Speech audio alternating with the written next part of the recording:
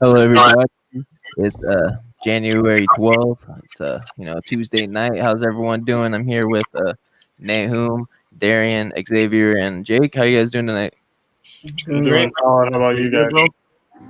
Doing Uh, okay. doing doing great, man. It's a Tuesday.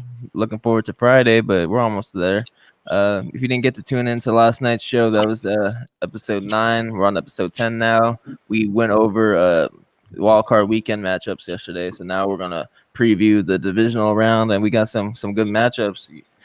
Um, but we also want to let you guys know we're also here with a special guest, and it's a good friend of mine. He's a Buccaneer fan. I kind of hate him, but I'm gonna bring him on. Welcome, my boy Chef, to the live broadcast. How you Hey, doing, man? uh, you know, I'm feeling real playoff vibes right now. So, I'm feeling great. Feeling great. No, we're all losers right now. None of our teams are in the final. Was it 6 teams now? So we kind of jealous. No, 8 teams. Yeah, we kind of jealous right now. But it's all good. It's all good. I know I'm kind of pulling for y'all this weekend. So I hope we can bring you back on and talk some more shit for the Bucks. But you know got Sunday's matchup. It's gonna be a good one. But we'll get into that later. So yeah, everyone's having a good night. Sir. Yes, sir. Yeah. Yeah, man. How about that? How about that game last night though? We are talking about it before the live went off. We are talking about the national championship, man. Alabama is looking hot. Hey, Mac Jones, he scored like 5 touchdowns or something. Yeah, him and Devontae Smith, man. Devontae Smith got hurt like what in the second half though, but man, he still put up over 200 yards and like 3 touchdowns. But unfortunately, on the flip side, you got the Waddle situation. You got all those NFL players tweeting to him, don't go back in. Don't ruin your future. Which, I mean, I agree with. I think it's the right decision. Yeah, I mean, considering he got injured this year too.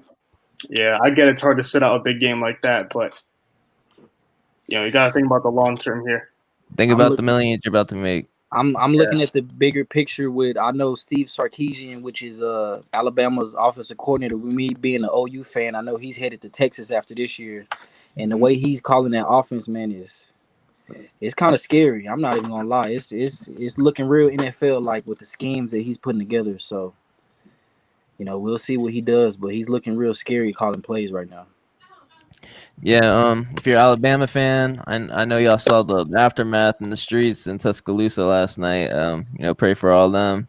Hopefully they was wearing masks. I don't know what'd be going down over there, but pray for everybody's safety, I guess. We can get going though with the news around the league. You got some more key news today. We had some yesterday. We got some more key news today. We can start off with the Las Vegas Raiders. They hired Gus Bradley as the defensive coordinator. And I know I got 2 Raider fans with me, the Brown brothers over here. I'll let y'all talk about this one. You gonna go first? Y'all can choose who you want to go first, man. I'll take it. I'll take it. Yeah, I'm cautiously optimistic about it. The Chargers defense, they didn't look too great last season, but it's hard to pinpoint whether or not it was on Gus Bradley or on the injuries they had to key players like Derwin James or Joey. I'm pretty sure Melvin Ingram was injured for a little bit too. Yeah, he had some injuries. Yeah. A lot of Chargers fans say this is a bad move. I don't see how it could be much worse than Paul Guenther was. Gus Bradley had some pretty good defenses in Jacksonville, and even with the Chargers when he first got hired by them in like 2017 and 2018, and even in 2019 they ranked pretty high in points and yards.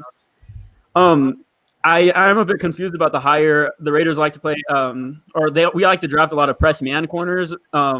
But Gus Bradley's forte is more cover 3, like he did in Seattle with the Legion of Boom.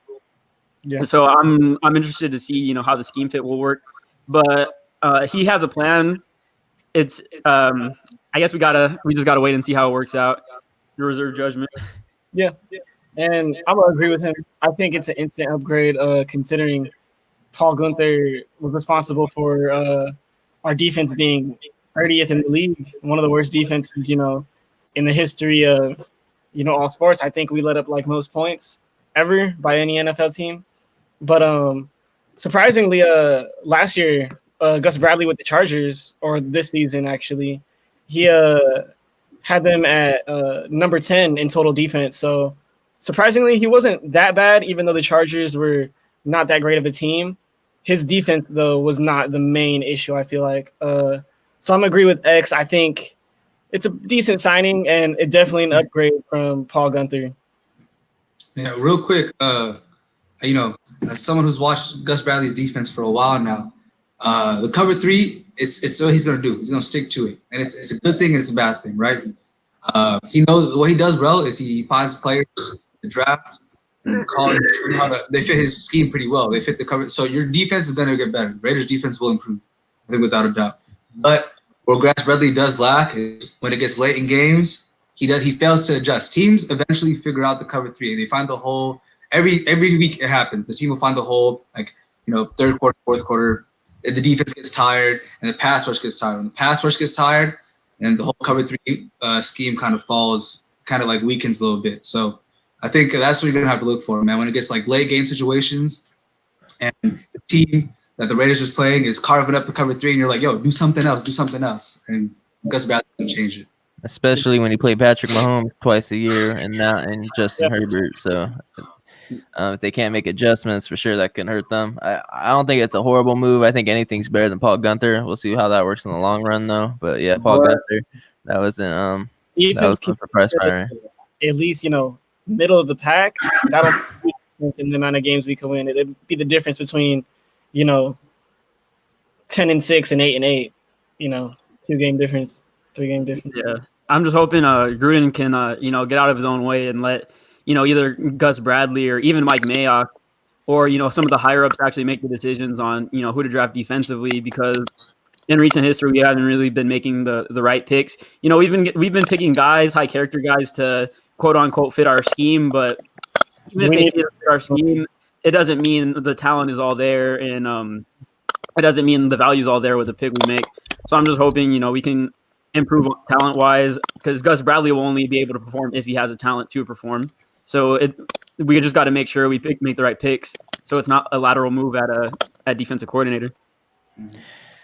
Yeah, it'll be interesting to see what happens in Las Vegas, especially going into next year with Derek Carr and then John Gruden and all that. But we can get into more AFC news. And I woke up to this one. I didn't know. I came out of left field. I didn't think this would be even coming up. But the Indianapolis Colts left tackle Anthony Costanzo is going to retire after 10 seasons. And I didn't see that, you know. And that was he's a key piece to the Colts offensive line, you know, there with Quentin Nelson.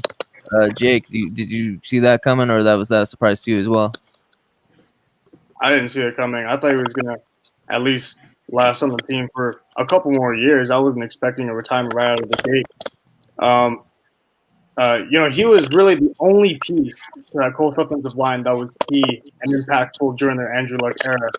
You know, everywhere else on the offensive line, the other four spots was a big gaping hole that was just, you know, waiting to be filled by the team, which never really was until Andrew Luck's last year on the team, really. But you know, Anthony Costanzo is, you know, he's been one of the better left tackles this past decade, and he's been, you know, protecting, you know, Andrew Luck and Jacoby Brissett, Phillip Rivers. You know, he's been there, and he's really been the only good player for that Colts offensive line for the better part of this decade until they got Quentin Nelson, Ryan Kelly, and those other boys on that line.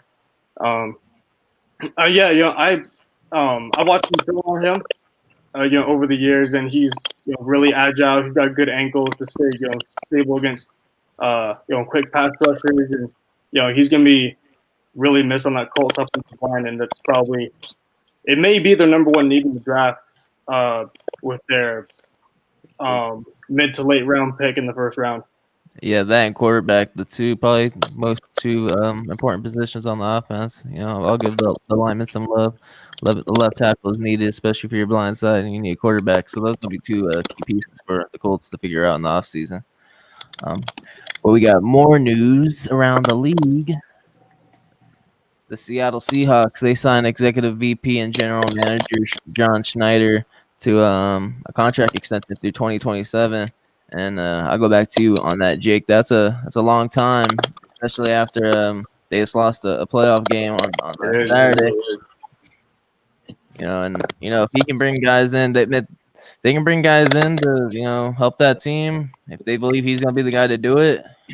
I guess so, because they said that they're signing him through the 2027 draft, and from what I remember, Seattle's not good at drafting to begin with. So I mean, I don't run that team, so. Yeah, I'm not a Seahawks fan, so I'm not really good on like the big picture with John Snyder and that Seahawks front office, but I do know that he had one of the best draft classes in the NFL history back in 2012 when they selected Bobby Wagner, Russell Wilson in the third, and I think the year before that they got Richard Sherman with the 2011 draft, and he turned out to be a potential future Hall of Famer. But that's probably he hasn't really had that much. Other than snagging DK in like the third round, recent years hasn't really been good for Seattle, especially when you draft a guy like LJ Collier and then you reached on Rashad Penny. So now they got another Rashad Penny pick, and also trading for a safety and giving up 2 first-round picks when it's I knew from the very beginning that wasn't a win for the Seahawks in that trade. I knew the Jets, got a big steal all the way. If you're giving up 2 first rounders for a defender, it's most likely going to be an edge rusher, if anything. If you're trading for someone like Khalil Mack, like Chicago did, they gave up 2 first rounders. Yeah. He's really changed the tone and changed that defense for Chicago ever since he's arrived there. But give up 2 for a safety, and then Jamal Adams, he's good. Don't get me wrong, but I don't think he was worth that trade whatsoever.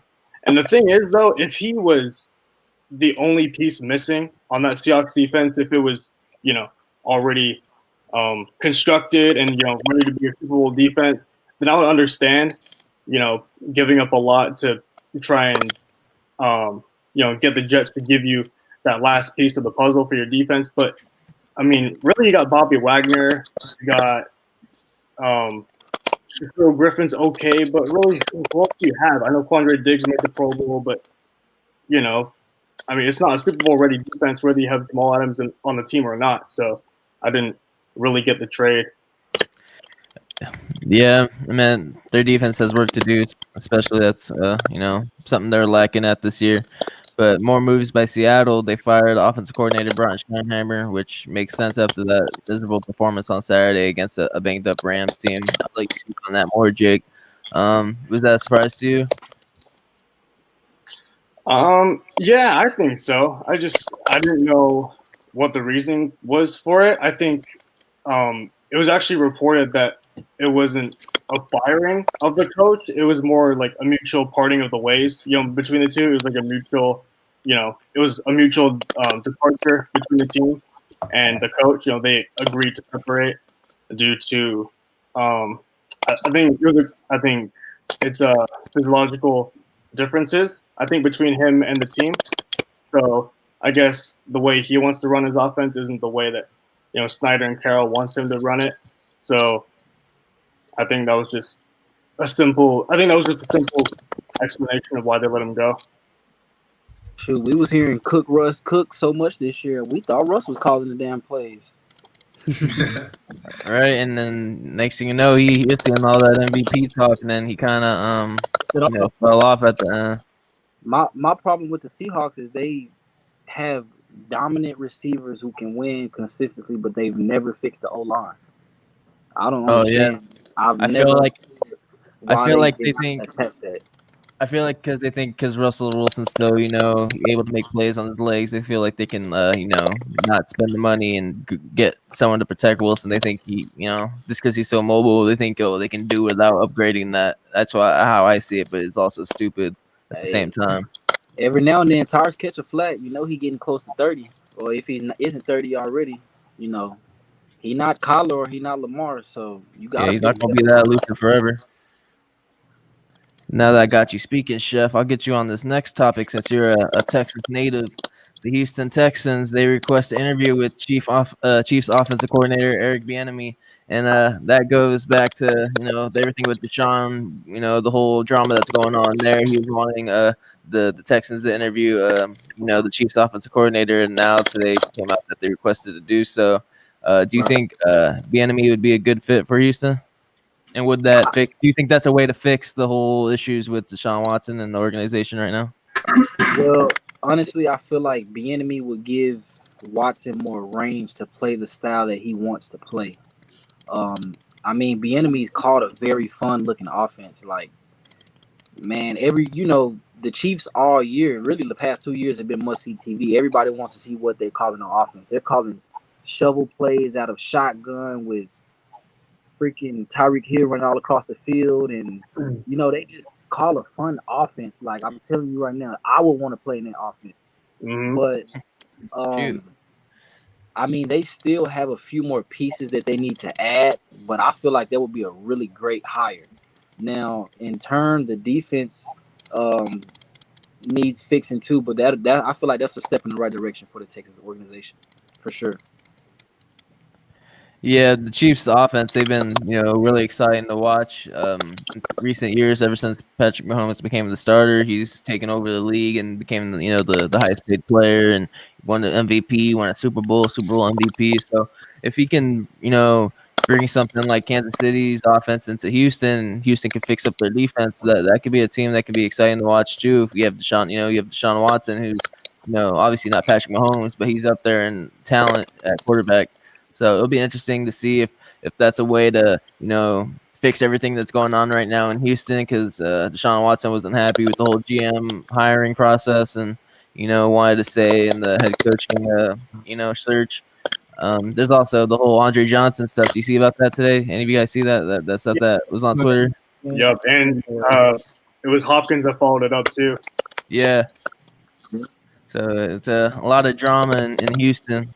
In the chef's state of Texas. So I mean, I think another thing to remember is that Matt Nagy was the last offensive coordinator promoted out of Kansas City to be the Bears head coach, and he called a pretty fun style offense as well. And during that era, Bieniemy was actually the running backs coach.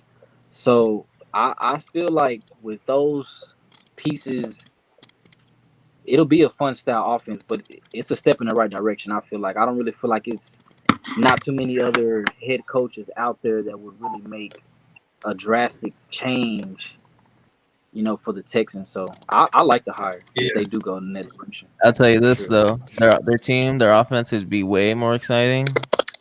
You know what? If they had DeAndre Hopkins. Thanks. And didn't trade him for and it's also I know the city of Houston is trying to hang on to their superstars right now with Harden, the Harden situation and Deshaun Watson. You can't lose too. Just build more strip clubs, That's what I was saying. I was like, that was the topic last night. I was like, what's up with players wanting to leave Houston, man? I was questioning the strip clubs out there, man. Is that the reason why? I don't know, but all I can say is Dallas is better.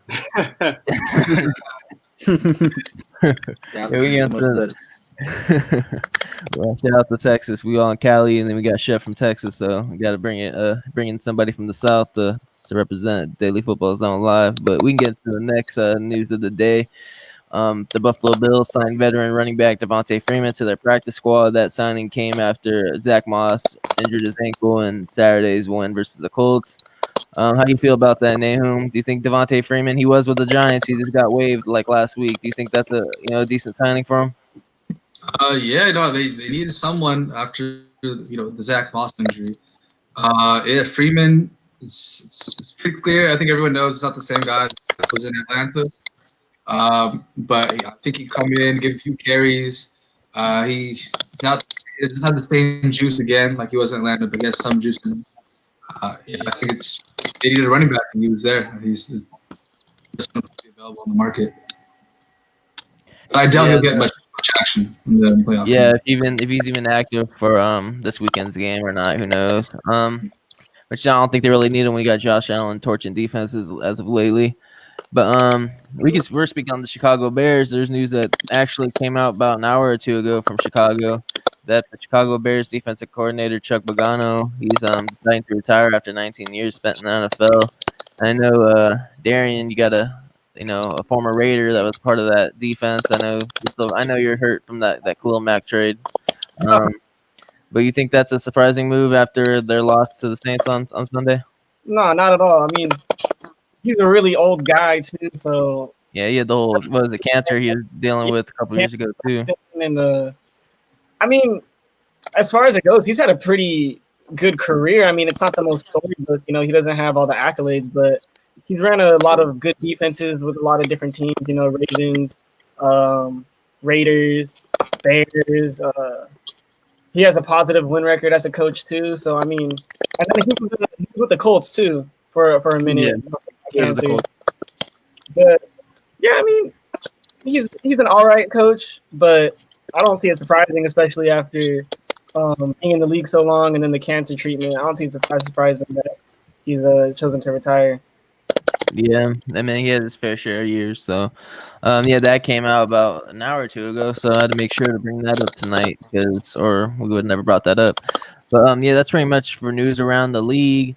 For everyone that's tuning in, feel free to comment. I'll get to everyone's comments as we go by. I just wanted to get through all the news before we bring up anyone's comments. We got some shit talking going on in the comments right now. I'm assuming that's your boy, Chef. Yeah, there you go. Yeah. I can't see what they say. Man, saying the Buccaneers are trash, man. I have no comment on that. I don't want to say I agree, but if y'all really think Tom Brady is gonna lose 3 times in one calendar season to Drew Brees. That's exactly what we just said. Hey man, we don't save that when we cover that game though. But and I see what you're saying there, and it'll be a great topic to discuss because we're going over the divisional round matchups. And yeah, for everyone that's tuned in, feel free to comment. Feel free to share it to your friends, your family, your friends' family, your family's friends. Man, just get it going. Be able to contact with us. We have a discussion later on. It's kind of a personal discussion you want to talk about. We'll be able to share it, and we'll be able to share our experiences with the discussion. I'll let y'all know when that time comes. As right now, we're going to preview the divisional round. We got some good matchups on Saturday and Sunday. We just had the Super Wildcard weekend. That was a good weekend, but now, it's do or die for certain teams. And the first matchup is on Saturday. It's between the 6th seed Los Angeles Rams. They will travel to Wisconsin and play the first seed Green Bay Packers. I'll let you start with it. I'll go in order how the screens are, Nate. So, Nahum, I'll let you discuss it. First, you excited for this matchup and who you got winning? Yeah, man, I'm really excited to see this matchup. I've been thinking about it a lot today. Matchup between Ramsey and Devontae Adams, that Rams D line against that Packers elite O line, which I think is their left tackle healthy or did he get hurt? No, he's not for the year. Not for the year, right? Yeah. He's like okay, yeah. They still got an all pro on that center over there. He's really good. So it'd be fun to see Donald. Is Donald playing? I know he is. He is. Yeah. I don't see him missing it. So. It was actually about like half an hour ago. Ready to go. McVay, he reported that Donald was ready to go. Yeah. So yeah, that's gonna be it's gonna be a battle in the trenches for Donald in the center on the Packers. But I think it's really close. I think the Rams, they've been like a really, really good first quarter team this whole season. I think the Packers, I think they're good when they come out to a lead and they're able to hold the lead where the offense keeps putting on points. But I think this game is going to be the opposite. The more I think about it, I think the Rams come out to a hot start and the defense is able to shut down the Packers early in a close game. I want to say Rams. I want to say Rams this one. I don't know the score, but I think within the field goal, I like the Rams. But the Rams, ooh, that's kind of a that's that pick for you. I feel like everyone would lean towards the Packers, man. How about you, Darian? Who you got? And I'm leaning for the Packers. I would say the Rams because they got an all-star defense, but they're a little banged up right now, and I feel like the Packers are a little more healthier. I think Matt LaFleur and Aaron Rodgers, they've been on fire all year. I don't see that changing. Even going against the Rams defense, which is a top defense. I think it'll be a battle, and I think it'll be a close game, between two good LaFleur and McVay. But, I can't ever count out my man Rodgers. If it's Rodgers, I'm picking Rodgers. Yeah, I'm interested to see how Rodgers does against that defense. We got Jalen Ramsey, going up against Devontae Adams, and then you got, Aaron Donald's always a force. It'll be a good exciting matchup. Hopefully Jared Goff can perform with the whole thumb injury. Cooper Cup, he got hurt at the end of the game on Saturday, but he should be able to good to go. So yeah, it'll be a good matchup for sure. X, who you got winning this matchup? I got the Packers. I'll just say right off the bat. And an interesting fact about this matchup: offensive tackle Jared Valdir just this week he got signed by the Packers after getting cut by the Colts. So he'll be the first NFL player to I think play 2 postseason games with different teams. Yeah, Valdir. Yeah, I'm not sure if he's filling in for Bakhtiari or not, but they just signed him this week. So I just thought that was interesting. But I think the big difference here, the big thing with this game will be, Jared Goff's thumb. He didn't really look too healthy last game, but it didn't really matter because they were going against a slumping Seahawks team, and they're just locking Russell Wilson up. So the offense they could have just go out there and run the ball with Cam Akers. This Packers defense, they do allow a lot of rushing yards. But I just think Aaron Rodgers and the offense right now they're clicking on all cylinders, and I just don't think the Rams will be able to outscore them. Yeah. How about you, Jake? Who you got winning this matchup? This was the game of the 4 that I've been on the fence with all week so far. Let me tell you. I know the article says different, but I'm officially going to be changing my pick. I'm going to be with Nahum here. I'm going to join him and pick LA and the upset. And here's why. The Green Bay Packers, they can be pushed around, and we've seen that. Last year against San Francisco twice, they got bullied from start to finish against a physical team. Earlier this year against Tampa Bay and that, big run-stuffing defense, they like to play hard and physical. They got blown out of the water. This is not a physical Packers team. This is more of a finesse type of squad, and you can cut them up. And ever since the hiring of Matt LaFleur back last year, Matt LaFleur has not been good after the bye week. Last year, after his bye week, he played the Niners, and the Packers got thrown around like rag dolls from the very beginning. And then this year, after their bye week, they went to Tampa Bay. Same thing. They got thrown around. And last year in their divisional round, when they had the first round bye and they got the 2nd seed and they played Seattle, even though they won that game, they let Seattle almost come back in the 4th quarter, and they let them hang around for much of the game when really Green Bay was the better team, but they did let Seattle hang around for longer than they should have. And hopefully we all know that run defense for Green Bay is just one of the bottom 3 in the league. And you got Cam Akers, who's on fire to end the year, and he's coming off of a game of I think it was 28 carries, for over 100 yards and a touchdown against Seattle. And especially with Goff's thumb still being a thing, it's not going to go away anytime soon this postseason. I know it's going to be hard for him to throw the ball, especially in that freezing cold weather. I checked the weather, and it's going to be below freezing, so it may be a deal breaker for Goff in his throwing. But as long as Aaron Donald's playing, as long as the Rams defense does what it does, especially against the Packers offense that is dynamic. Sure, of course it is. It's a top 3 offense in 2020, but who do you got besides Adams in the receiving corps? I mean, nobody really. Maybe Robert Tonyan.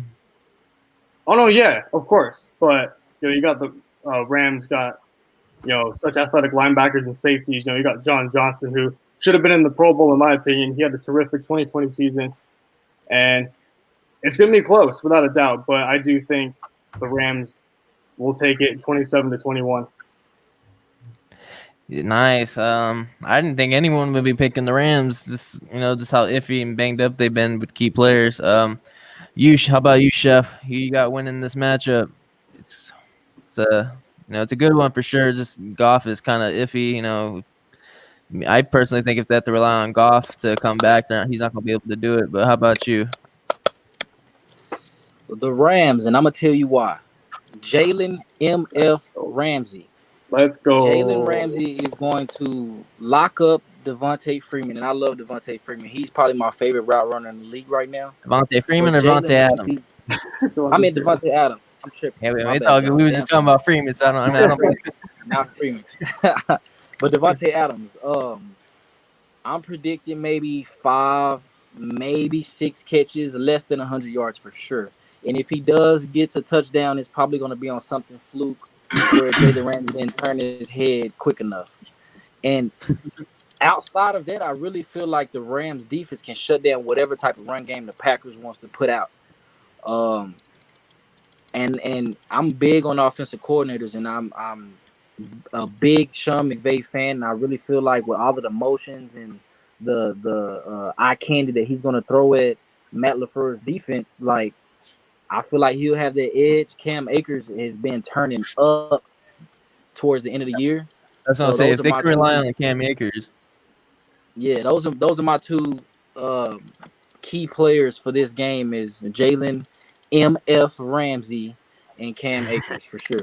So yeah, give me the Rams and give me the Rams by 13. oh, you think it's gonna be a double-digit game? Okay.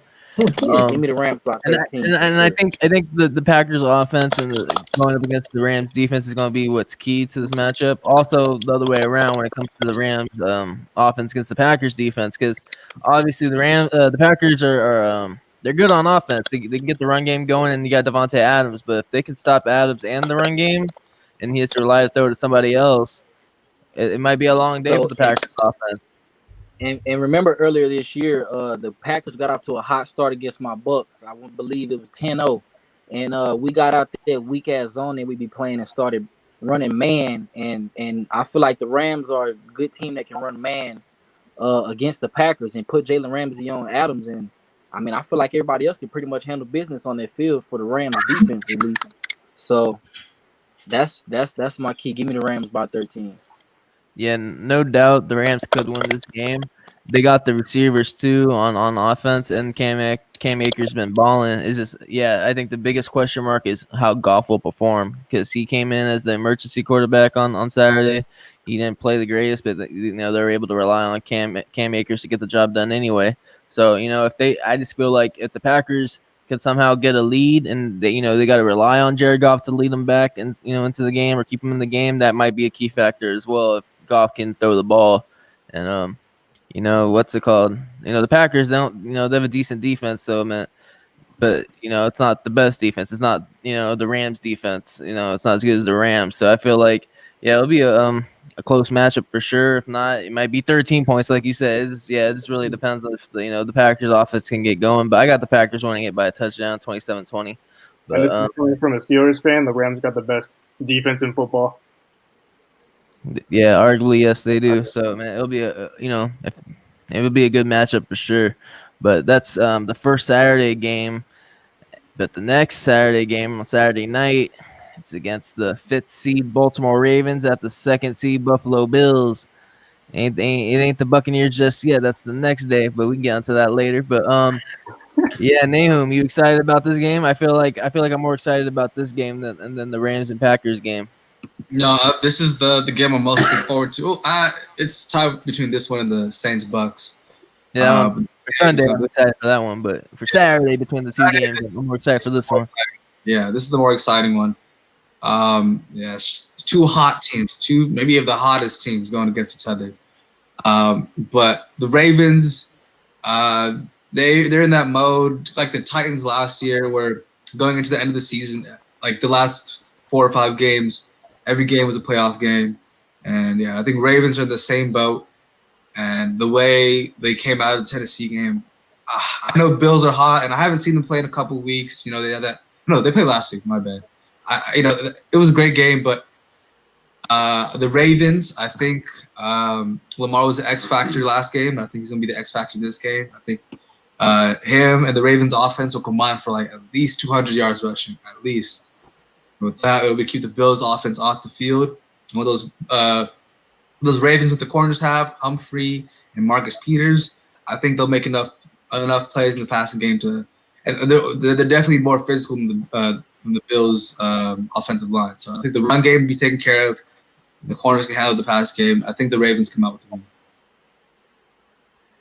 Yeah, I'm excited to see how Josh Allen goes up against this defense if they could stop Stephon Diggs. If they do stop Stephon Diggs, I mean, Cole Beasley's been, doing his thing. He's had his best years in his career this year with Buffalo, bringing in Stephon Diggs.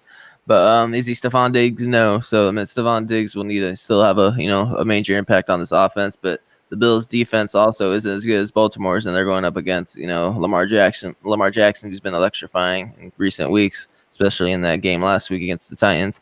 How about you, Darren? Who you got winning this matchup?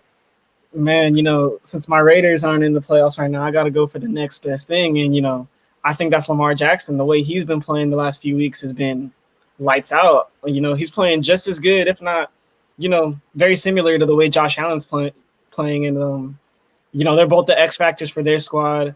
I think in recent weeks, though, Lamar has gotten better at, his decision-making, throwing, ever since they went on the win streak, towards the end of the season. And, yeah, I think the defense is going to be able to stop, Stephon Diggs, John Brown, Cole Beasley. They just lost Zach Moss, who was an integral piece, in goal line situations. So I think this game might not go how everyone thinks it's going to go, which is probably, most likely a Bills win. But I think Lamar and the Ravens can handle the Bills in this matchup. I got Ravens winning 30, Bills 27. So you got a 3-point game. You got Lamar Jackson winning 2 straight playoff games. How about you, X? Do you got the same as your brother, or are you going with the Bills on this one? Which team you got? I was looking at everybody's score prediction, and I saw that this was the game we were most split on. And I'm just going to say it now. I think the Bills are going to win this game. I just don't really see the Ravens matching up too well against them. Like, I know they've been really hot, but you saw the Dolphins come out in a must-win game with the Dolphins defense being ranked top, like one of the top in the league, and the Bills dropped 56 on them. I just don't think the Bills' offense right now is a thing that can be stopped. Unless the Ravens are going to game plan for them. They're going to limit them, but I just don't see the Ravens coming in, especially with the same game plan that they did with the Titans. They started off pretty slow. Lamar, had the really good touchdown run, but they didn't score too much on the Titans defense. That hasn't really been good all season. And I just think the Ravens are a little bit outmatched here. And especially, I know home field advantage doesn't matter as much this season, but it still feels like, that could be a factor in here. And I just see the Bills coming out and like I said there earlier on the last show, they were focused. They have their goal to win the Super Bowl this season, and I think they'll come out with the victory. Yeah, I still think. Well, me personally, I think the Bills are going to win, but I think Stephon Diggs is going to be a key piece because no one on the Ravens offense is as good as Stephon Diggs, obviously. So I feel like if the Bills can shut down Lamar Jackson, they could be in their favor, but we'll see what happens. How about you, Jake? Who you rolling with this weekend, with this Saturday night, Bills or the Ravens? Well, it's a matchup between two teams that I think are heading into the playoffs. We're the 2 hottest teams in the entire league. The Bills being the hottest, and then I think the Ravens were the second hottest team entering the postseason, and now we got them both facing each other in the divisional playoff game and a chance to go to the AFC Championship game. And I got the Ravens in this one, and I think for a couple of reasons. We talk about Josh Allen and Stephon Diggs being that tremendous connection all season. It's been a top 3 QB to pass catcher connection in the 2020 season for sure. The Ravens, they got the secondary to match up with those guys. I think outside of the Los Angeles Rams, I think the Ravens do have the best secondary in football outside of LA. They got Marlon Humphrey, they got Marcus Peters, who they traded for, and in the slot, you still got Jimmy Smith. Chuck Clark has been an underrated safety, and Patrick Queen, he's been getting into his groove now. The rookie from LSU, and of course, you got on that front seven, the big guy. You got the veteran Calais Campbell, and he was fired up after that Ravens Titans game during his interview, and he's ready to do all he can for that defense to take Lamar Jackson to the Super Bowl potentially. And on the and also another thing with the Bills offense, was losing Zach Moss last week during the Colts game. He was their power back for that offense. Devin Singletary is their receiving back. He's their elusive type of back. I know they signed Devontae Freeman to the practice squad. I'm not sure if he'll be active or not, but he's not really that kind of bulldozing type of back that Zach Moss is either. So when it comes to running the clock out and trying to like churn up yards in the third and fourth quarter, trying to keep Lamar Jackson on the sideline, it's going to be tough to do that without a guy like Zach Moss who can, who would really be the only guy that would be capable of at least somewhat running through the Ravens front seven if he were active, but he's not, and I think it's a bigger hit than most of us realize. And then because they're probably have to use Josh Allen more in those situations, and that's a risk putting your quarterback in those situations to get this. I think the Ravens are going to play pass all day long. With that secondary and those athletic safeties and linebackers, I think they're just going to play pass all day, and just dare the Bills to run the ball with their depleted backfield. And then the Ravens offense, they're going up against a Bills defense that wasn't so good to start the year, but from the midway point to the end of the year, they were one of the better defenses, not just in the AFC, but in the league. But again, I think last week, just like versus Tennessee, they're just going to continue to do what they do, run the ball with Dobbins. And I think I saw a comment down there. Greg Roman's letting Lamar Jackson, do his game. I think in his first two playoff games, in his first two seasons, they tried to force him to be that 300-yard passer. I think they made him, not run as much. But, we saw in that Titans game, they just let him off leash, and they just let Lamar Jackson do his thing, which is scramble for big chunks of yardage and just moving the chains for the offense and scoring like he did last week. And I think it's going to result in a Ravens win. I got them getting the victory in Buffalo, 31-20. Yeah, it's for sure going to be exciting. It will be that big of a margin. I guess we'll have to see. I think it'll be much closer though. But it depends on if the Bills can compete with the Ravens defense. But how about you, Chef? Who you got winning this matchup? You got the Bills and Ravens both on fire right now. So as soon as this podcast ends, I need everybody to go to YouTube and type in Lamar Jackson versus Florida State 2016. That's it. And watch it. And then after it ends, watch it again. Because Lamar Jackson, I feel like, is back in that Heisman mode. Like, that type of Lamar, if we get him on the field against this so-called great Bills team, I promise you, Lamar's gonna be ready to go. Now, the only thing that concerns me is AJ Brown was like at the beginning of that Titans game, he was cooking Marlon Humphrey like that first minute when you get off work. Like, hey, man was looking bad out there. But I still believe that the Ravens will, come together and get that win. All I need is Lamar to be electrifying, because him in the open field, man, that's a tough task for anybody to, try to contain You him. saw that with Tennessee's defense on Sunday, on Sunday morning. Oh, yeah. But as long as the Ravens can run the ball effectively and control the clock, I feel like it'll be a blowout, honestly. I feel like this is going to be the upset of the week. I feel like this is going to be the blowout game that nobody's expecting. I got the Ravens by at least 17. Yeah. And another thing you can think about, too, with this is that, it's Harbaugh versus McDermott. And Harbaugh, he's won everything. He's done it all. So, I think this year is extra special because, he's got Lamar. He's letting him do his thing. And, even Sean McDermott, he's letting Josh Allen do his thing. But I think ultimately, like you guys were saying, Lamar, he's been that guy right now. And I think they have all the pieces to stop the Bills. And I think they can get it done. Speaking of McDermott's the GOAT. Something wrong with the Bills. Because of the Panther ties there. I'm not gonna cap. He's a good coach. Only because of the Panther ties. I'm going with the Bills. And I got the Bills winning at 24-21. I think it'll be a 3-point game. I think it can come down to the last possession. I don't want to talk down on Lamar, but I feel like it's going to come down to Lamar to try to get them in field goal range. I'm going to predict that they have no timeouts, and I'm going to predict that he falls just short. That's my prediction. And And we'll come back to that. We'll come back to this too. And if I'm wrong to the exact scenario, I don't even care if the Bills win or whatever. If that does not happen, y'all can talk y'all shit. That's what's gonna happen. I am not doubting Lamar Jackson anymore, man. Yeah. That man's on a mission. And I'm not doubting him.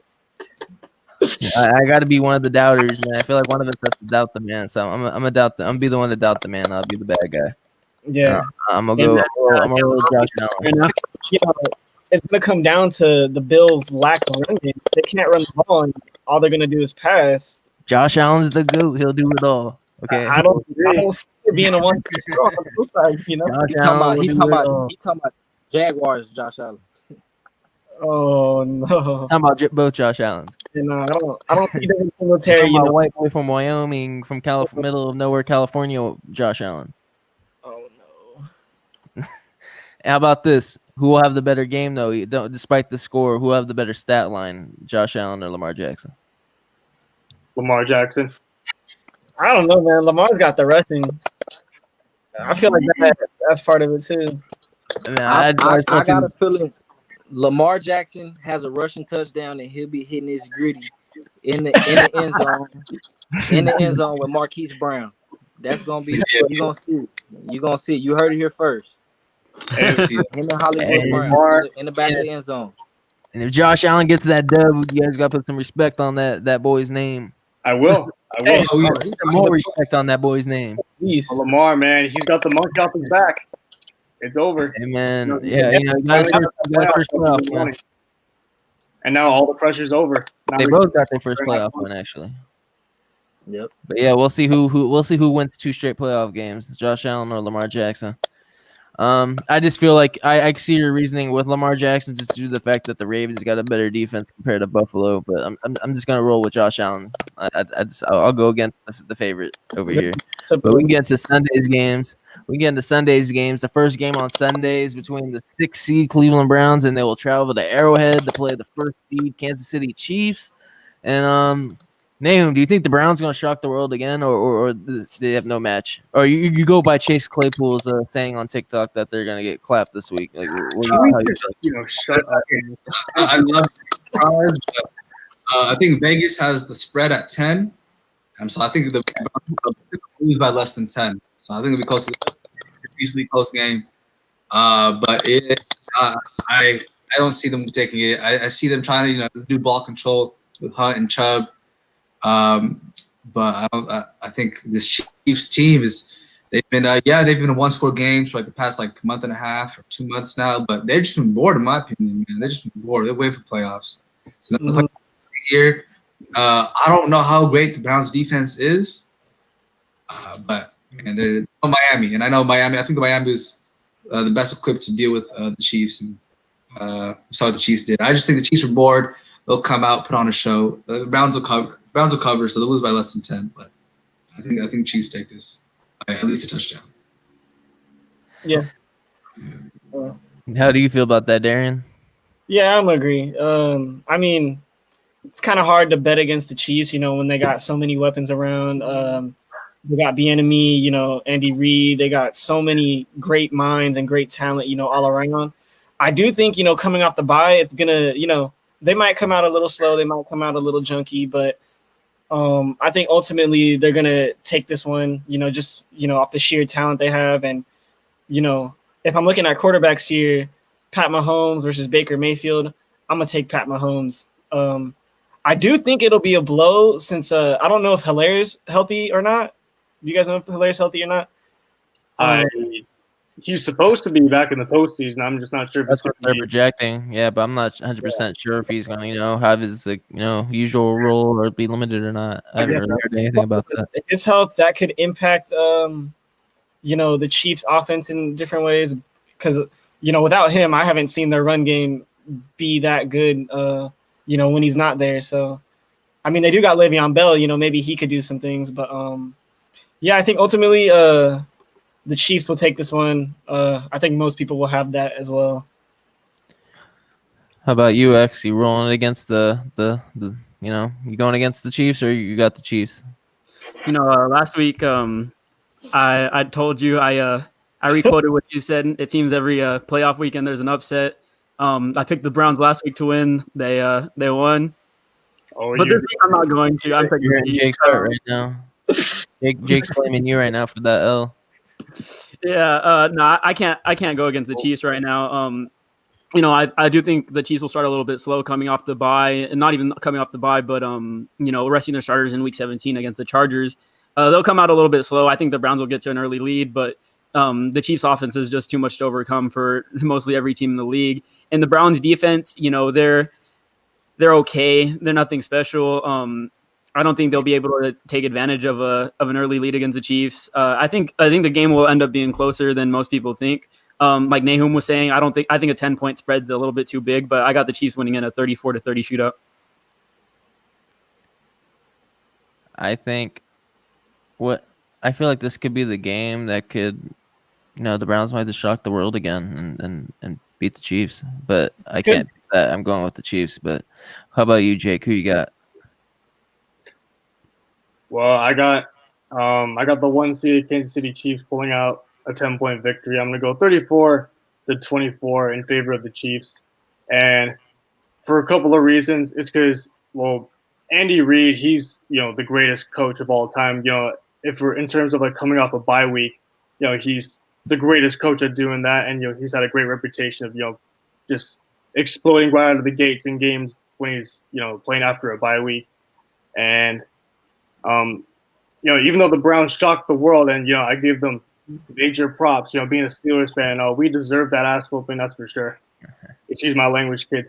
But Hey, Nickelodeon, man, say what you want. Talk your shit. oh yeah, okay. This ain't Nick Jr., man. You can talk your shit. There ain't gonna be no slime cannons at you, so you good. Okay. All right, this is DFZ at night. I got you. Daily Football Zone at night, But aka yeah, Nick at night, not regular Nickelodeon. So yeah, talk your shit. even though the Browns did shock the world, we did see two glaring issues, and I think those issues are being covered up by their historic win, and I think it's not being talked about enough. One is their secondary is depleted, and two, they got no pressure on Ben Roethlisberger last week, and that just allowed the Steelers to almost come back.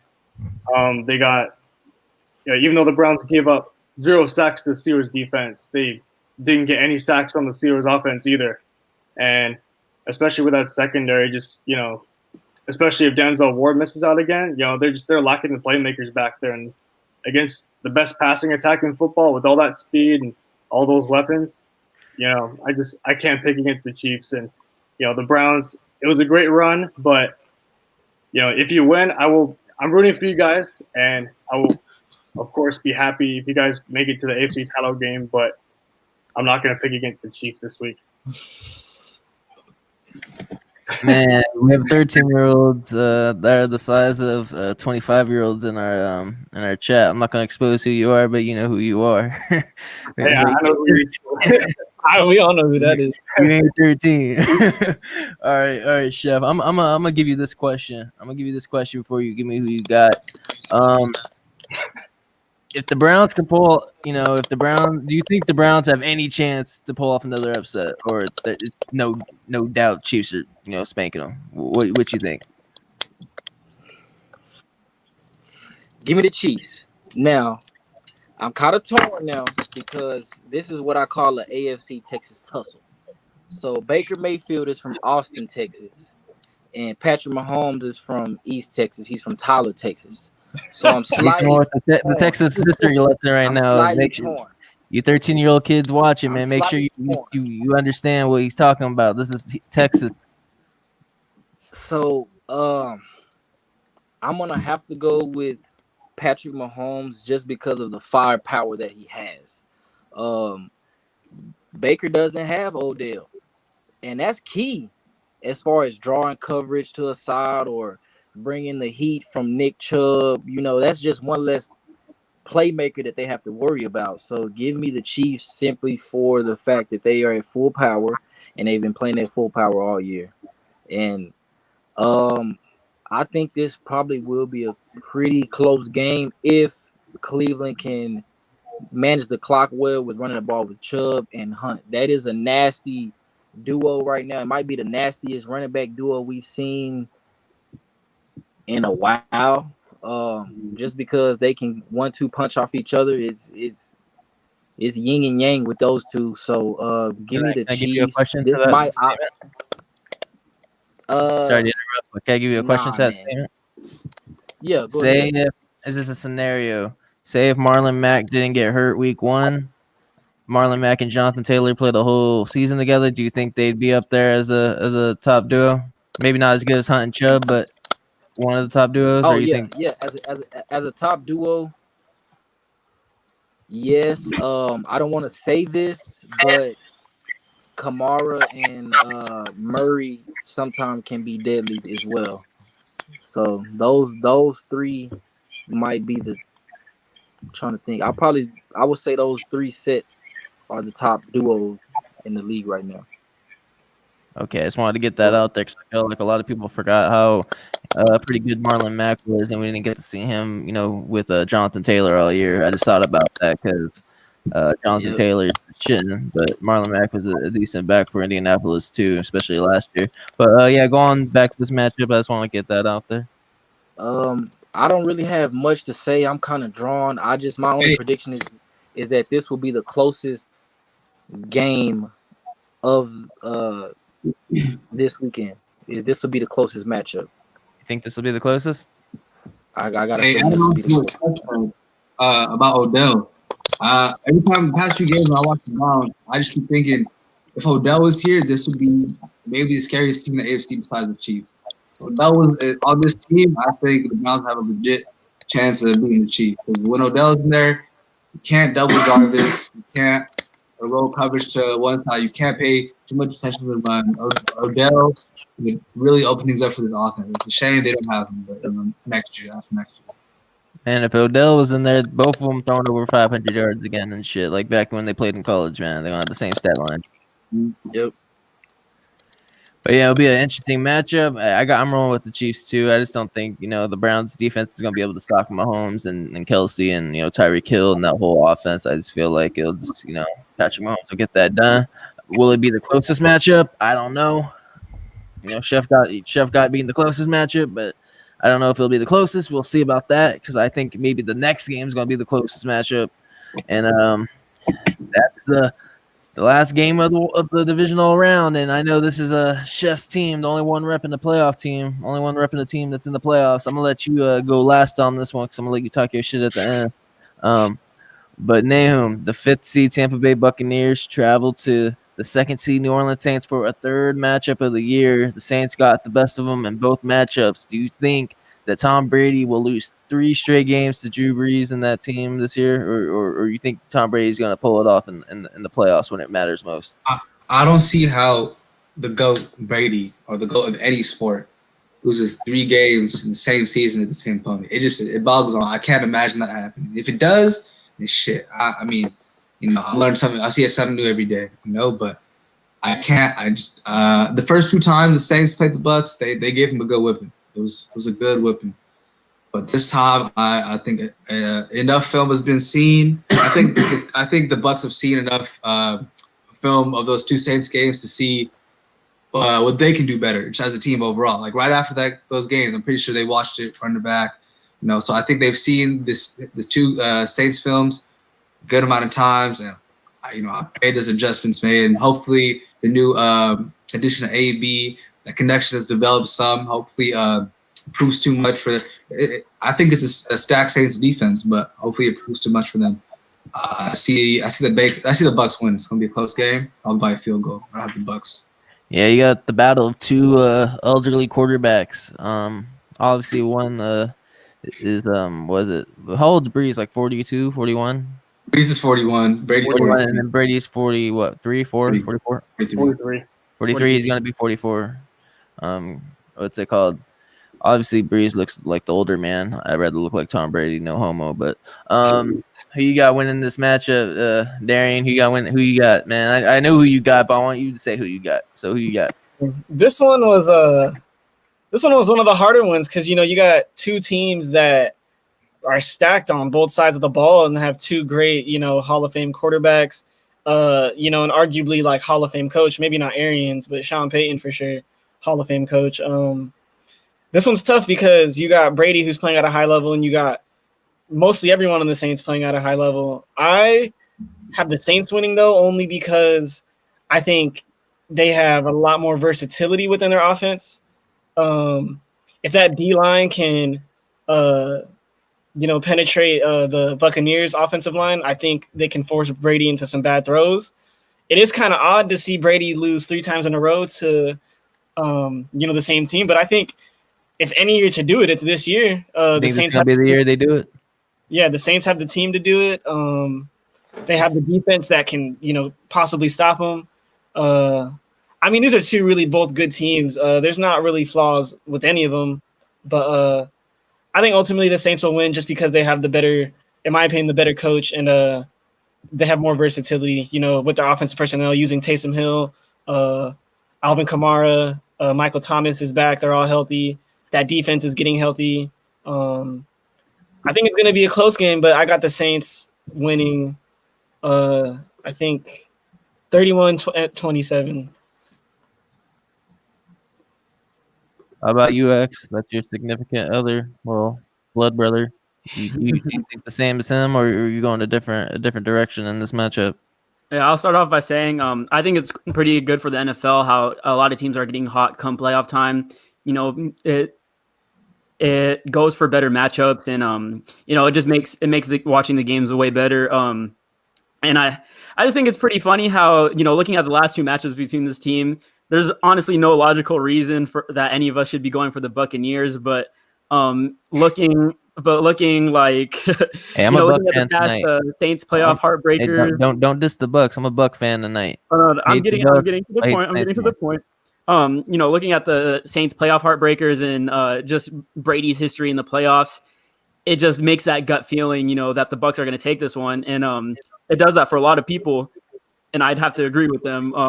I got the Bucks, winning a heartbreaker for the Saints, probably on a last-second field goal in overtime or something, 22-21. I just I just don't see Brady losing to the same team 3 times. There's not really too much logical reason. There's a first for every. There's a first for everything. I don't want it to be this, but might. I hope it does. I don't trust it, man. I don't trust it. Just looking at what the Saints have done in the playoffs, the past couple years. For sure, yeah. That was the Saints' first win in the postseason since the 2017 season. I believe it was the wild card game against the Panthers in the 2017 season. They won the wild card game against the Panthers and then lost the divisional. They lost the divisional game to the Vikings on the Minneapolis Miracle. Yeah, that was the week right after. I got the Bucks squeaking this one out barely. It'll be a good game for sure, though. I think both teams have a pretty good chance of winning, but I got to go with the one team here since it's a game pick, so I'm going to pick the Bucks. How about you, Jake? I know you're an AFC guy. I know you're familiar with these teams too, because who isn't familiar with these quarterbacks and these teams? How do you feel about this matchup? Well, first and foremost, I just want to say that it's so heartbreaking that I have to pick against one of them. You got Brady and Breeze, and it's a real possibility that it's the last chance to hoist the Lombardi for both these guys. It's likely that Brady will be back for next year, and I think he will. But it's never a guarantee that you'll be back, in playoff contention next year because stuff happens in the NFL. Who knows? But I got the Bucks ultimately. I just can't see Brady losing a 3rd time against the Saints. We've been talking about this time and time again, and broken record. I just had to bring it up again. What's interesting though is it's also going to be the 3rd time between Evans and Lattimore, and we know the history between those two guys. Lattimore tends to get the better of Evans, except for that one game in that I think it was the 2018 season opener when Fitzpatrick started for the Bucks instead of Winston. Evans is gonna have to come through, and it's great to see Evans in the postseason. He's had, I think, what was it, 7 straight 1,000-yard receiving seasons now, and Put the respect on the boy's name. it's incredible to see. He's the definition of consistency year in and year out. Um, you know, both of these defenses are, have been really improving as of late, especially the Saints. Since ever since the last time that these two teams met, the Saints defense just went on a tear against Brady and the Bucks on that Sunday night game, and then they just continue to play well defensively. And then the Bucks, I think it was like the last three games or so, they got really high, and I think it was the last 2 games they scored 40+ points, and that was the first time the Bucks have ever done that in franchise history, scoring 40+ points in back-to-back weeks. But assuming Lattimore, shadows Evans for much of the game, I can see this being the Antonio Brown game, man. I can see this being the game where, because remember the second time these two teams met, when the Saints just completely dominated. It was Brown's first game. That was his first game, yeah. Sunday night, that was his first game. Yeah, it was his first game back into the league in like more than a year, and it was his first game in that Buccaneers Bruce Arians system. Now he's in a groove himself, and I think him and Brady are going to connect for at least a touchdown, and I think he may prove to be the difference maker in this one. And I got the Buccaneers advancing to the championship game 27-24. Damn. You spitting facts there for the Bucks. But now it's the time I've been waiting for. I got the lone Buck fan in the group. You got our special guest. If you ain't know, my boy Chef. Our boy Chef is a special guest on tonight. He's a Buccaneer fan. He can talk his shit. You got to tat on him, man. It's in the skin, man. Die hard for your team. Repping the Bucks all the way from Dallas, Texas. I just want to hear what you got to say about this game. I know you got the Bucks in this one. All right. What you got going on for this game? So, and what you cooking for this game? Wait, before you go into that, what you eating for this game? You know what? That's a good question. I might do some ribs or something real special. Some ribs. You know what? I might just keep it real. I'm already hungry. Some gumbo. I might do some gumbo. Oh, you're gonna take shots at the Saints and make some gumbo. Yeah, okay. Yeah, that's some New Orleans Saints pack. If you know what I mean. Be on that gumbo. But okay. I want to start by going all the way back to week 1 when we went to New Orleans. And y'all started off hot too. We lost that game by 11 points. Now, let me bring up some key facts and some key stats that happened in that game. Drew Brees did not throw for 200 yards. Alvin Kamara did not run for over 50 yards. And Mike Thomas only had, I think, he had like less than 20 yards receiving. Right? That's been every game this year, pretty much. Exactly. So if we can come out hot and play with that edge going into New Orleans, because playing at home scares me. I don't know why. We just don't play with that edge. So I would actually rather have this away game against the Saints. And number 2 with that is, I feel like every time that we've matched up against Kamara, really, we play running backs really well. Even Christian McCaffrey doesn't really have too many crazy games against us as well. So I feel like our defensive schemes against running backs is pretty good. The only thing that scares me is, for some reason, Mike Evans cannot get open against Marshawn Lattimore. I don't know why. It's like, as a Bucks fan, that's kind of hard to admit, but I'm like, bro, like, fucking do something, and he's gonna class. Hopefully, hopefully Gardner Johnson can get in Lattimore's head for some reason, because they'd be fighting teammates over there. Hopefully, he can knock him out of the game or something like that. I mean, thankfully, we do have Antonio Brown and Chris Godwin, who've been really productive this year. But other than that, if we didn't have those two, it actually would be kind of scary for me. I just really think that Brady will be on his P's and Q's against this New Orleans Saints defense, because Sean Payton calls a really good game every single game. He schemes his players open. He schemes his players to be in the right position, to get the matchups that he wants. Maybe But nobody's that I receiver. trust Todd Bowles. Say it again. I'm saying it'd be nobody's at receivers. Like who is it? Like Deontay Harris, like some random dude. Man, we Keith playing Kirkwood. against dudes that they about to leave and go clock in at In-N-Out Burger. You know what I'm saying? So, you know, that's kind of tough, but that just shows you what type of coach he is when it comes to calling plays. Give me my Bucks. Give me my Bucks for sure by 14. I feel like this is the game where it's a shit show for the Saints. They come out, expect big I like that. turnovers. We do get Devin White back.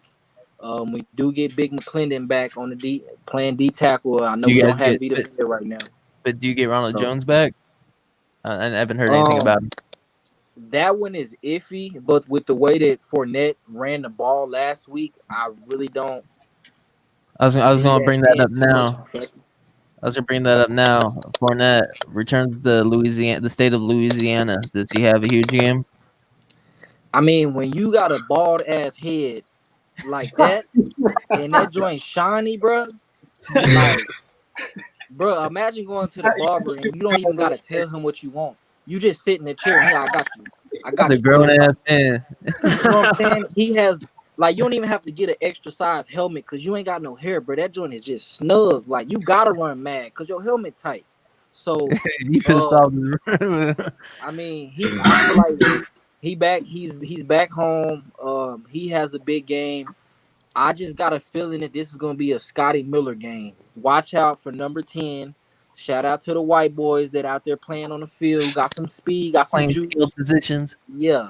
Shout out White to my boys boy play Scotty skilled Miller. positions too, man. Yes, Hey. Show sir. the white boys some respect. I'm still Yeah. waiting on the first white cornerback. We're getting there.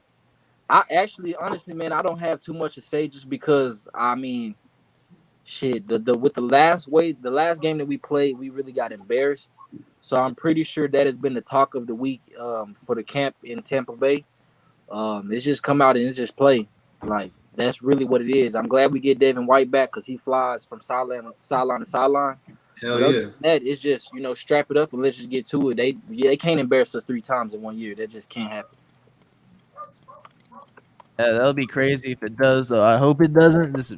I'm rooting for you, man. I'm rooting for the Bucks just for you, man. I also don't like the Saints, man. Sorry, Saints fans. I don't want to make y'all leave. But I'd rather We have call the them the Bucks. Aints. The Aints, exactly. The Aints. That's what you're known as in the NFC South, man. Once Breeze is gone, I hope y'all keep Taysom Hill as your future, man, because they ain't gonna look so pretty, especially when y'all lose all y'all cap space because you keep giving these dudes some big ass contracts. I don't know where y'all getting y'all money from, but it seems like y'all be having negative cap and Bounty still Gate. ass. They still got Bounty Gate money. All right, and that. I just want to bring that up. I want to bring that up. I want to bring it on. something that Chef said earlier about Go ahead. the Bucks being really good against running backs, and on top of that, it's really impressive that they've been doing that without their main guy up front, Vita Vea. He's been out for the year since like early He was on, solid in the beginning of the year Leg. too. Yep.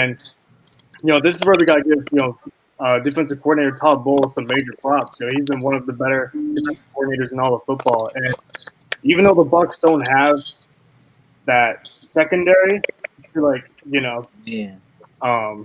like contain these veteran quarterbacks and receivers, Breeze isn't he's lost his deep passing ability for about a year or two now.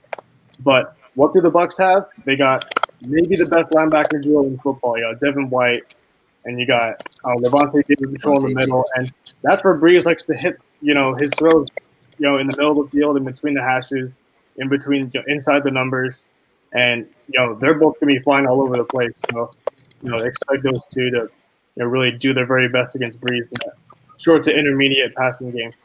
Yeah, if I'm Todd Bowles this week, I'm just having all my players just tackle each other because we can run sideline to sideline and we can be fast and we got some youth on our team, but damn, sometimes we just cannot tackle, and that'll be what kills us. So as long as we can wrap up this week and keep guys in front of us and just keep Brady with the ball and let us control the clock and not them, I feel like we'll be in good position. And then bring on the Rams for another rematch. that's another thing about this Buccaneers team is the road to the Super Bowl is 100% rematches from the NFC side. We played the Packers already. We beat the brakes off them. We lost to the Rams by 3. And then of course we played the Saints 2 times already. So, I mean, we have current film on guys on the NFC side so far. So, I mean, I like our chances. Give me 14. I got my Bucks by 14. All right, now I wanted to bring up a question because we brought up Bounty Gate. I just wanted to bring it up. If Sean Payton and the Saints don't win a Super Bowl the year before, would Sean Payton would he have been fired from the Saints that in 2012, 2011 when that came out? Do you think they still would have kept him? Yeah. Say if it didn't come out. They came out like the 2011 season, I believe it was. Uh, And you said if it didn't come out, they won the Super Bowl the year before that. I'm saying if Sean Payton didn't win the Super Bowl the year before the Bounty Gate crap came out, do you think they would have kept Sean Payton after that whole scandal? Oh yeah, I think so. Yeah. You still think so? Yeah, I don't know. He's a good coach. He's a great coach. I think he's a great coach. Yeah. I just feel like, especially around that time when they're talking about protecting the heads and concussions and all that, and you have your defensive coordinator, which I'm sure you're knowing about, talking about putting bounties on heads, and they're talking about and they're receiving crap about player protection when it comes to the heads. Being honest, there's a bounty on everyone's head. You know, they're getting paid to hit players regardless. So I just think the Saints are the only team that got caught. I'm pretty sure that. He's probably still throwing bounties when he was in New York before he got fired. Greg Williams. I think what was that the year they had the greatest defense? Was the 01 Ravens? I want to say. Yeah. I'm pretty sure. Oh, even the Steelers throughout the 2000s. Ray Lewis on the field after pulling drive-bys. So I mean, come on now. This dude did a drive-by Saturday night, and he's booting up. Suiting up the next day. And pulling Aaron Hernandez on this, man. It's like Aaron Hernandez going to the club, shooting up motherfuckers, and suiting up the next day for the fucking greatest team of all time and shit. Hey, Tom Brady, if it wasn't for Aaron Hernandez, it would not be a Rob Gronkowski. Hey man, it's sad to see that duo end so quickly because that could have been probably the best tight end duo in NFL history if that didn't happen. True. But those are the divisional round games. It'll be interesting to see. I know Chef's looking forward to that Sunday night game. Gonna talk this shit. I'd love to bring you back on here to talk some more shit, especially if y'all continue to win. But we're gonna get into the discussion segment of tonight's episode.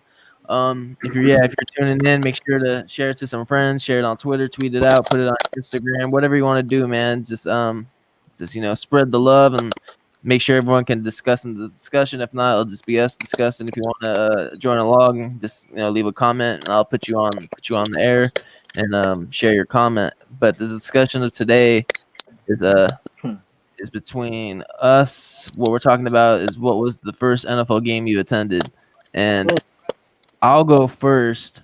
Hold on, I'm kind of confused right now. This is a whole discussion aside. Man, who's inviting Asher to the studio?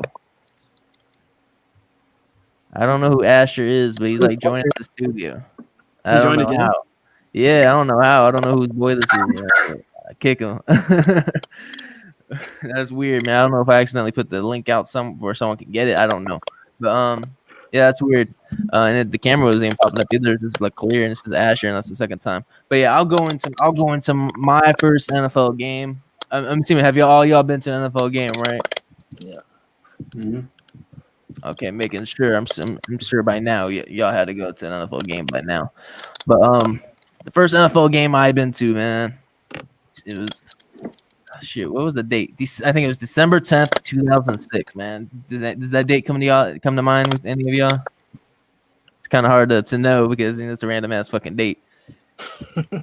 But I didn't even know it, man. I'm on Google search right now, just trying to figure out what fucking date it was. But yeah, man, I was I'm gonna bring story time into it, man. I was a fourth grader. I was probably like 4th grade, man, 5th grade.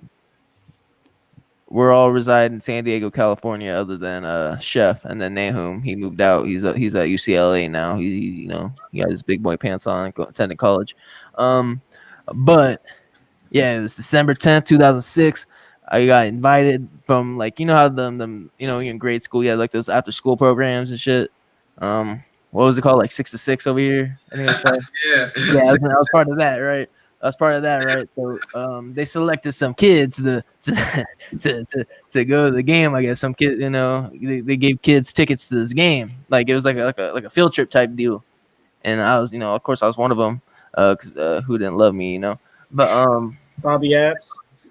that's middle school, bro. Don't even bring up that. All right, so yeah, this is like fourth grade probably. So I get selected to go to this game, and it's between the Chargers and the Denver Broncos.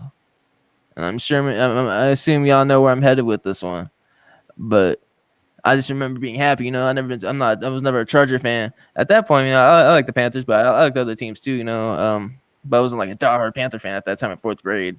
But I just remember being on the school bus. They did take a school bus from like the YMCA that was nearby or whatever. And I remember we tailgated too and all that shit. And I was playing Hungry Hippos in the parking lot and shit. Me being a fourth grader. I was got my first foam finger, Charger foam finger, whatever. I think I still have that though. But yeah, speaking of this game, it ended up being the game that LT broke the touchdown record, and that motherfucker was carried off the field.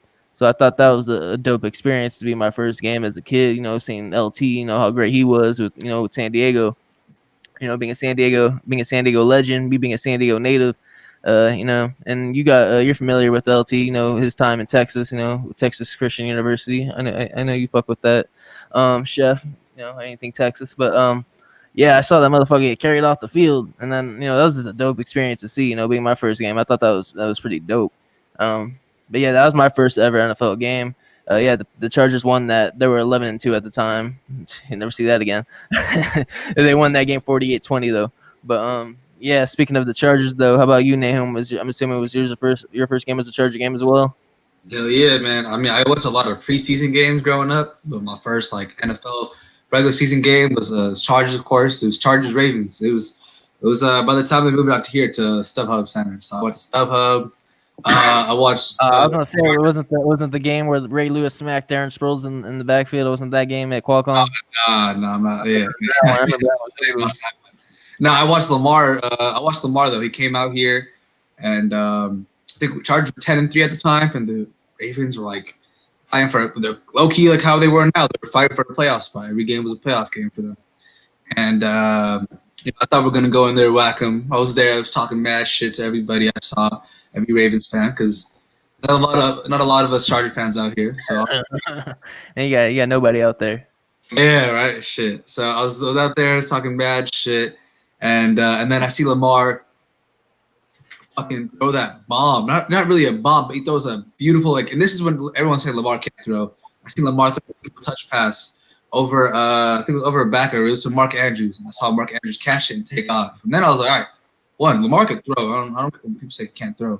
And Mark Andrews was nice. Those are my two takeaways from that game. Chargers we got beat down that game. It was pretty sad leaving the stadium, but yeah, hey, right here we see, I know all Chargers games are the funnest to go to. I still had a good time. Yeah, man, it's you got to witness them at StubHub. They were only there for a couple of years, so you get that experience because they ain't ever going back to StubHub. So, at least you get to have that. How about you, Darian? You being a Raider fan, was your first game a Raider game?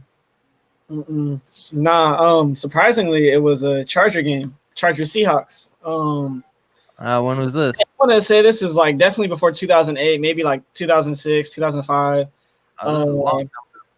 Yeah, I've been to the Chargers Seahawks game too, but that was a preseason game because they always play in the preseason. Yeah. But yeah, what you were saying? Yeah, no, basically, it was during I used to play for the football team Tierra Santa Cougars. Mighty Bob Warner. Yeah, I was like a linebacker at that time because at that age I was like taller than everybody, so I was like, beasting like I was Ray Lewis out there. But Hold on, not to interrupt you, but we lost Jake, so hopefully he can come back, or maybe he got something he had to go do. But just wanted to put that out there. But go ahead with what you were Yeah, saying. no, we actually got to play on the field either during pregame or halftime, and got to have a game against, I think it was Alpine. But yeah, we ended up smacking them because Backing Alpine, them white boys out east. Okay. like compared to the Cougars, Seatown Cougars. Yeah, it was a fun experience. I didn't get to really watch the game much, but I'm pretty sure Chargers lost. What they're known for. But yeah, it was a fun experience to be able to play on Qualcomm. It sucks to see As they're that tearing it down right now, yeah. that they're not here no more. So I Damn. kind of take it as a blessing that I got to be able to play on the field in an actual game. On a field that that'll be remembered in history. Damn, man. Yeah, speaking of Qualcomm, if you're not aware, Chef, I'm sure you probably are. They're tearing that bitch down, man. And then even they're not even exploding it, man. They're taking it down piece by piece. You got to drive that every day. Like, damn, man, that's what it's looking like now. Like, I used to live right up the hill from that stadium, so it's sad to see for sure. But how about you, X? Who you got? Who was your first game you attended? Was it a Raider game, or was it? I know we're all from San Diego. Was it a Charger game? Was it Charger versus Raiders? Man, what was it? I've been to Qualcomm a lot when I was younger, but I wasn't even too invested in NFL football, so I never paid attention. But the first time I actually went to a game and actually sat there and watched and knew what was going on, it was a Chargers game at StubHub against the Raiders. But it was John Gruden's first year with the Raiders. It was a rebuilding year. We were no good at all. So you got that StubHub experience though. That soccer yeah, experience. There was a lot of Raider fans, especially compared to the Chargers fans out there. We got clapped, but it was still a fun time. The seats there were pretty small. There's not really much to say about it besides it's a soccer stadium. So yeah. Wait, so who won that matchup? The Chargers did. What was the score? It was like 26-10, something like that. Oh damn! So y'all didn't even show up. It was a 4-12 Raiders team, man. And it was when the Chargers were. I've only been to 2 Panther games in my life, sadly, and we're 2-0. So I'm hoping. It was when the Chargers next year. Anthony Lynn. All right, so a lot of Charger games in the San Diego natives. Now I'm curious, Chef, what was your first NFL game, man? Because you reside in Texas, man. Was it the Cowboys? Was it the Texans? Was it the Buccaneer game, man? What could it be? I just don't want to hear Chargers. Please don't tell me it's Chargers. It was a Chargers game, actually. No. Oh my God! Always the Chargers. It was local. Of course, with me being in Dallas, and I'm pretty sure y'all know how these Dallas Cowboy fans are. I mean, y'all being in California, it don't hit y'all as hard, but they out here too, man. They're everywhere. They are the most annoying fan base you will ever come across by far. But it's annoying out here in California, man. You in Dallas, the heart of the fucking Cowboys, man. I'm feeling for you right now, brother, man. You must be having headaches every day. The other part about that is where they play at Cowboy Stadium. Don't get me wrong, is a beautiful stadium. Like from top to bottom, like you really get that full experience. And for us, being a bigger state like y'all, when it comes to those big high schools, that's where all of the big high school playoff games are played at. So I had a chance to actually play there in high school myself. In the third round of playoffs, we played against Jerry Jones' grandson, actually, and we got fucking smoked. But I know what you're talking about. But anyways, that stadium is beautiful. Now, the team that they did play the first game I went to was the Rams. And actually the Cowboys came out hot. And of course I'm with some Cowboy fans and they're just going crazy and I'm just going against everything. I'm like, Dak's about to throw a pick, and they still had Dez at the time. And then the Rams actually came back and beat them in a close game at the end.